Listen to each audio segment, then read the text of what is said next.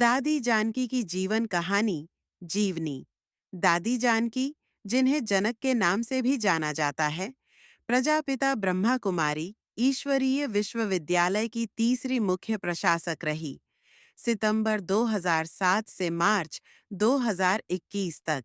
दादी जानकी जी को विश्व में एक बड्डी हस्ती के रूप में देखा व माना जाता है। उनको ब्राह्मण परिवार में सभी सम्मान की दृष्टि से देखते हैं। दादी की जीवन कहानी सचमुच अनोखी व प्रेरणादायी रही। इस जीवनी में आप जानेंगे जानकी दादी का इतिहास, वो ज्ञान में कब और कैसे आई, और 37 में उनके द्वारा कैसे भारत के बाहर सेवाएं शुरू हुईं। वह कैसे 2007 से 2020 तक दादी ने मुख्य प्रशासिका के रूप में यज्ञ संभाला। दादी का परिचय। दादी का जन्म 1916 में उत्तरी भारतीय प्रांत के सिंध शहर में हुआ, जो अब पाकिस्तान में आता है। अपने शुरुआती दिनों से अन्य लोगों के कल्याण का भाव उनके जीवन को प्रेरित करता रहा। अन्य लोगों के कल्याण की भावना उनके जीवन को बल देती थी। जानकी दादी के इस सहज गुण ने उन्हें सबसे अलग व परमात्मा प्यारा बनाया। बाप दादा दादी जानकी को स्नेह से जनक पुकारा करते थे। अपने पिताजी के घोड़े गाड़ी पर यात्रा कर लोगों को शाकाहारी भोजन का लाभ बताना और बीमार व बुजुर्गों की सेवा करना आदि दादी जानकी के बचपन की यादों में शामिल हैं। उन्होंने 3 वर्ष तक औपचारिक शिक्षा प्राप्त की और फिर उन्होंने सत्य और परमात्मा खोज के लिए कई धार्मिक स्थानों की यात्रा शुरू की।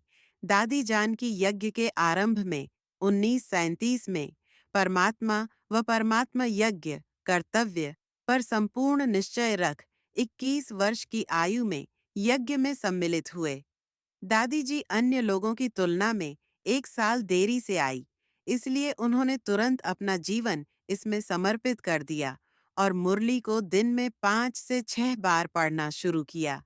एयूएम मंडली के साथ यात्रा।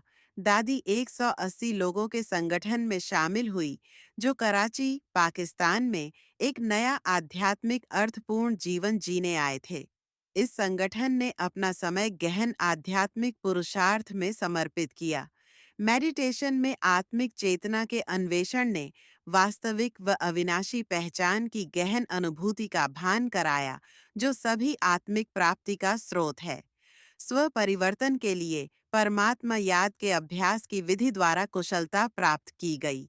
यह सब 1939 और 1950 के बीच हुआ। दादी को वर्ष 1950 में शहरों के आसपास सेवा के निमित्त भेजा गया। दादी जी हमेशा बाप दादा के श्रीमत के अनुसार चलती रहीं। दादी और ईश्वरीय सेवा स्वयं मातेश्वरी मम्मा सरस्वती सेवाओं के दौरान दादी जानकी की मार्गदर्शक बनी। बाबा ने दादी को दिशा निर्देश और मुरली देने के लिए कई पत्र भी लिखे। मम्मा 1965 में भौतिक शरीर का त्याग कर अव्यक्त हुए, जिसके बाद बाबा 1969 में अव्यक्त हुए। फिर दादी जानकी सहित वरिष्ठ दादियों के पास अब पहले की तुलना में कई अधिक जिम्मेदारियां थीं। यज्ञ का कार्य करते हुए दादी ने बढ़ती सेवाओं में गति बनाए रखी। 1969 के बाद नए सेवा केंद्र अधिक तेजी से खुलने लगे। अंतर्राष्ट्रीय सेवाएं। अव्यक्त बाप दादा ने 1974 में दादी जानकी को लंदन की अंतर्राष्ट्रीय सेवा के लिए निर्देश दिया। दादी जानकी को पहले जाने में संकोच हुआ, क्योंकि वह अंग्रेजी व वहां की सभ्यता नहीं जानती थी। परंतु परमात्मा पर संपूर्ण निश्चय रख और परमात्मा की इच्छा को समझ दादी सेवा के लिए रवाना हो गई। लंदन में यूरोप का पहला सेवा केंद्र खुला।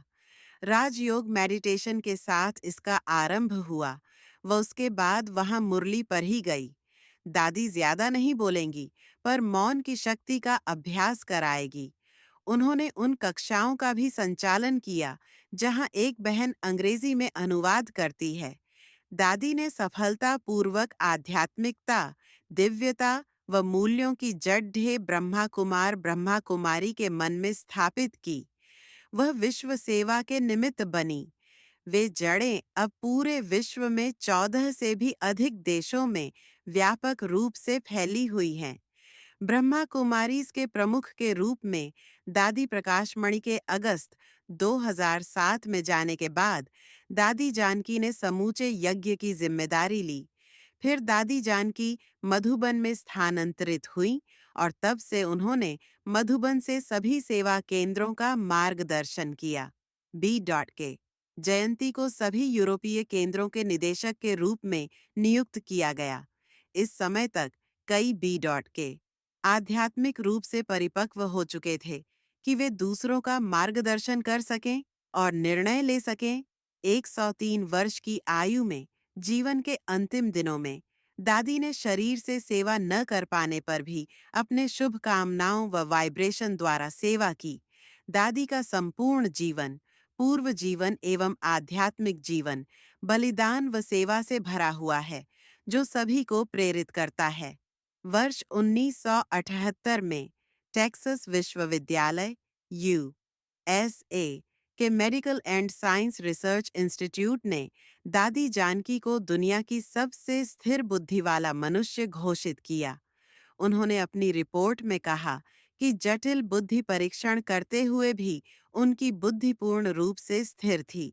दादी जानकी खाना बनाते, भोजन करते, लेक्चर देते, हिसाब किताब करते, बातचीत करते, सोते हुए हर समय उनकी EIG में लगातार डेल्टा लहरें ही आती रहीं। 1997 में लंदन में Janki foundation for global health care के नाम से एक चैरिटेबल ट्रस्ट खोला गया।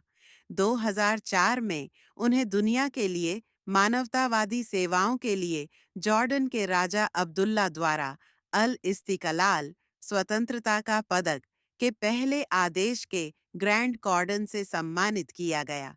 2015 में तत्कालीन प्रधानमंत्री श्री नरेंद्र मोदी ने दादी को स्वच्छ भारत अभियान का ब्रांड एम्बेसडर नियुक्त किया। दादी ने हमेशा याद दिलाया, मैं कौन, मेरा कौन। उपराम रहने वाली दादी जानकी ने 27 मार्च 2020 में भौतिक शरीर का त्याग कर अव्यक्त बाप दादा की गोद ली। जनक बेफिक्र बादशाह, चिंता मुक्त योगी और अपने पिता के संग में खेलती और रहती है और माता के समान पालना देती हैं। AUM शांति।